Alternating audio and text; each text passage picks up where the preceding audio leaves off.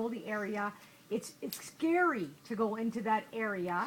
So I guess I just want to understand your clientele who are going to, search for the good meats. Why would they go to see you after maybe, one time? Why would they keep going back if they're afraid of the area? And just kind of what that whole challenge is like.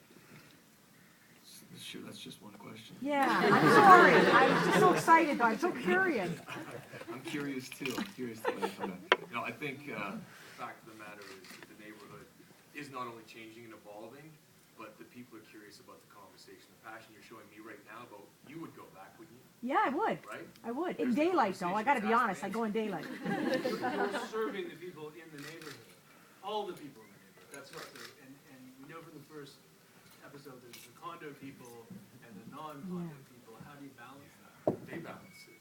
In any large metropolitan city, you go to New York or here for that matter, and you hit a diner with a $6 sandwich, firemen, judges, lawyers, ex-cons, real cons, it doesn't matter.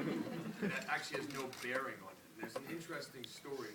When we were shooting, Louise actually was talking to me about this too. She's like, "Are you nervous? You gotta be terrified, like what's happening with the neighborhood." I did a lot of outreach and talked to the Gospel Mission, the Carnegie, all of these not-for-profits trying to ingrain myself within them. A casual fine dining restaurant, business in that as far as they're concerned at that point, right?